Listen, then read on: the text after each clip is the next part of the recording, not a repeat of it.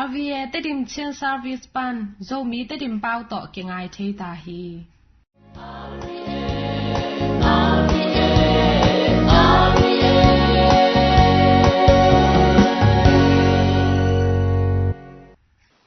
tuni Laisiangtho bulphuh in kha-ann vak na ngai ni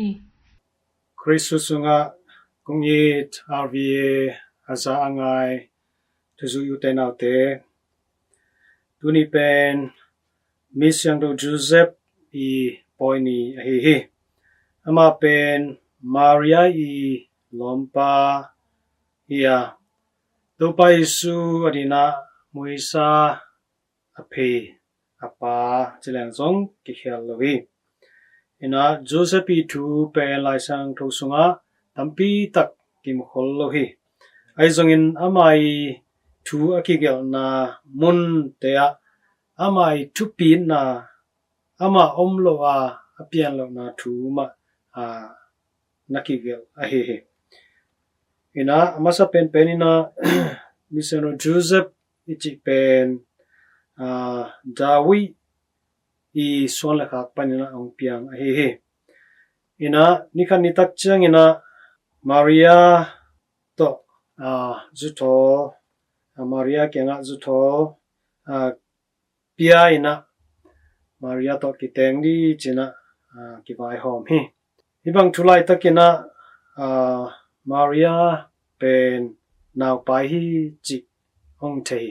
athei tak chang ina Joseph zung lung himo ma maina hi Maria pen kei thei lo pi na naw pai himo kai tak chang ina bang chi ri ke hiam ama nu sa sim leng zumi te ngei na hi pen zol tanei so de manina zu te I thu kham tak ki zuin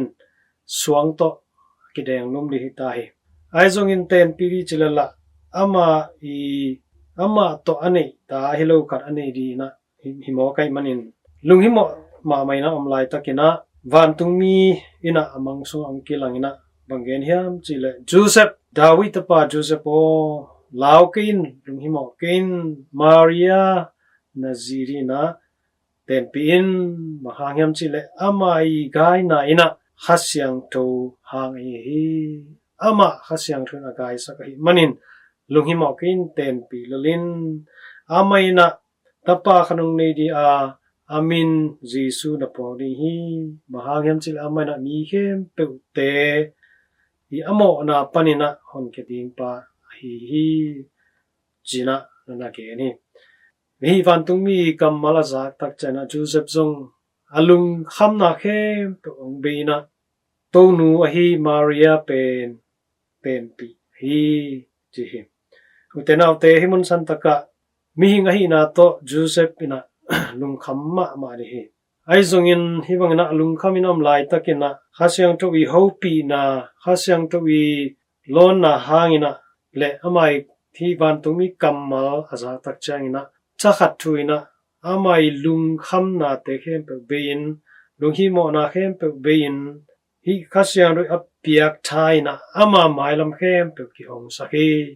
alangam lo Maria langam hi vektham lo ina naw pai hun sung keng khem pe itale naung swa khitak chiangin naung yak Jesu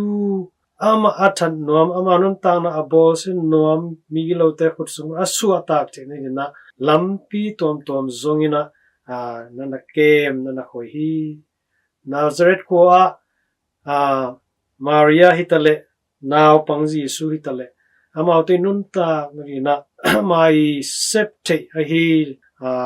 letaman na septo nak wa hi babangina Joseph nun ta zia hibang teng to amaina hi guphiana guphiana ong peria hi to pai su piana di hi anu tonu Maria anak kep bana to pai su ma zong anak kem anak hoi pa ahi manin ama pen to pai su pumpi ahi pol pi I pa zong kichite hi babangina misan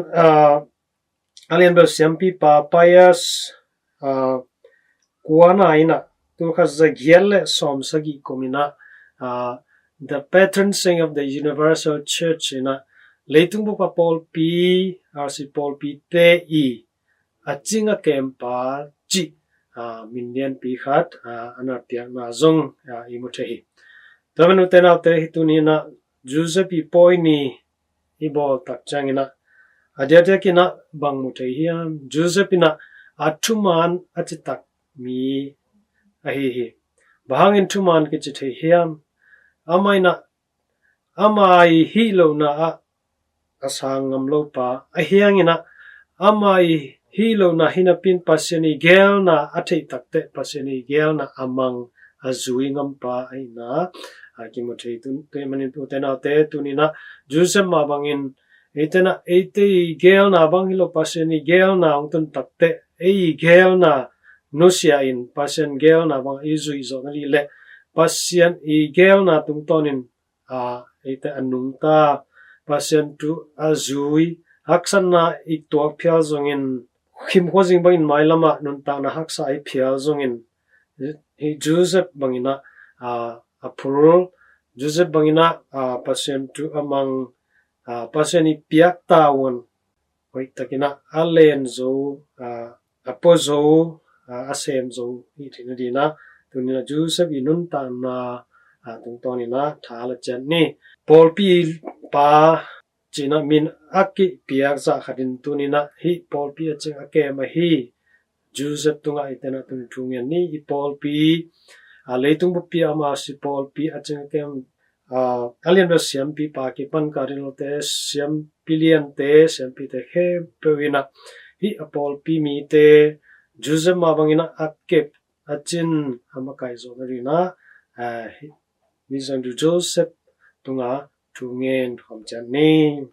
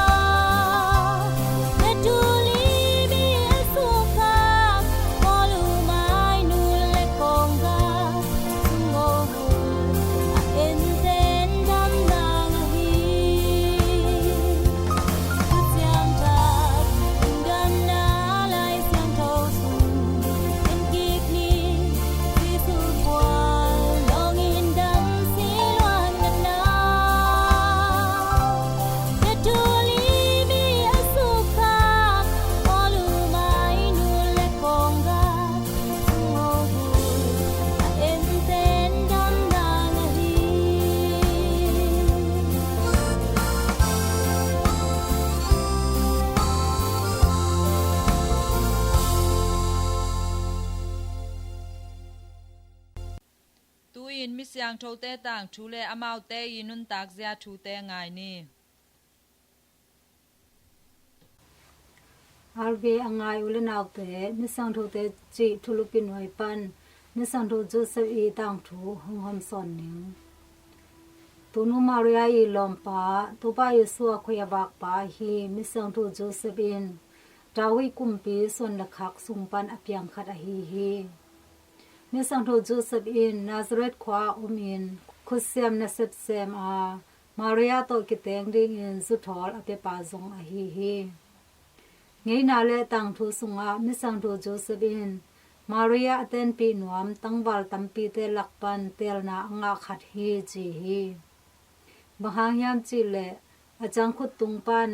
lili pak te apa khang hi chi hi Maria in Joseph to zuthor akipyak kumma in naw pai hi Joseph pen midik khat hi a to thua thei chang in alom nu mai zum sang nom lo hi manin Maxim ding asom hi ahi zong in to banga angai sulai takin to pa ban tung mi khat amang sunga hong kilang a tawi tapa Josebo Maria na ziding in na lak ding lung himo kein bahang hiam chi le ama naw pai na pen khasang tho gai sak hi a chi hi Joseph khan lo chang in to pa ban tung mi thu piak bang in aziding in Maria la hi Bethlehem khwa in kwan lai boarding in apai na upan Maria naw soka Joseph in naw ngek min ding in Yesu phok hi mi pil thum te in zong naw ngek Yesu abe ding in payu a to mi pil thum te acha khiru chang in Joseph i mangsunga ban tung mi khat hong kilang a tho in naw ngek le anula in la Egypt tai pi in thu ka hong hil ki mateng in twalaya ba un banghang hiam chi le Herod in naw ngek thating in azong ring hita hi achi hi to chang in Joseph thowa to zan ma in naw ngek le anula in Egypt tai pi hi Herod asi khit chang in to pa ban tung mi khat Joseph mangsunga thakhat thu in hong kilang a naw pangle anu Israel gama acha pi na ding gen a hi manin Joseph thowa naw pangle anu Israel gama cha pi ki khi misang ro Joseph i makai na lamla na hangin naw pang Yesu in khusiam pilna le pilna tom tom te to kitim hi misang ro Joseph pen Paul pi in sinoma sinadi hong hu misang ro in cham te hi banghang hiam chi le ama in tonu Maria le tupa Yesu te hu na to umna kible lungnom na tak to si hi misang tho Joseph in tupa Yesu i lungdam na thu atang ko hun atun ma mashkha somle kwani in si hi chi in tang thu sunga ki cham te hi pasan nu Maria i asang tho nun tang na ke selo na ding in ama nun tang na kempel pe khia hi manin misang tho Joseph pen nungak sang tho nun tang na achinga ke misang tho zong a hi to bana misang tho Joseph pen letung bup to ke sai Paul pi achinga ke misang tho in Paul pi in cham te hi misang tho Joseph min lo in samin ama abel mi khempel te a hu den misang tho khat zong a hi misang tho Joseph o ko te a ding in thong me sakpan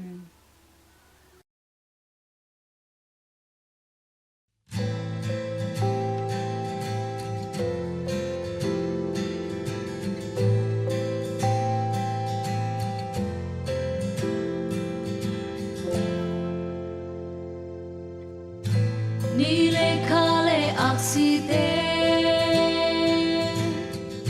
xin cung lâu ba bạc năm chinh a năm min om ma le a hoi na u to van tung le tung elon sa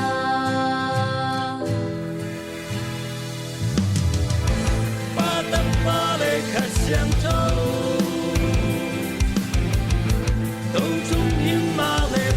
Yan kha an nam min ni ken chang ha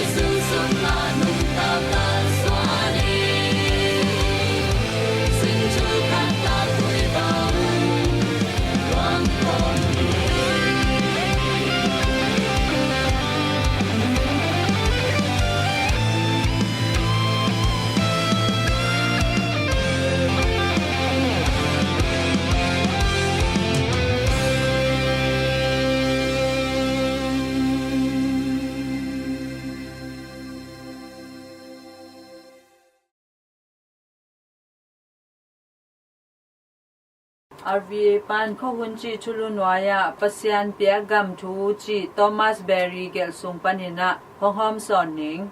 pasian pia le tung gam kilem na chi chiang in kim le pam kep ching ding zong a hi pasian in le tunga na kem peu akiching takin mi hing te le song hong pia hi toilet song in man pamama a hi man in nun tang na nei eite kem peu a jing le hong piang la ding itu ita te a jing in iching ikep jing chu pi hi pasian in ama bol sa na kempeu I hoi na mu hi hoi zong hoi tak pi hi tua hi ban in singkung lo pa pak tuam te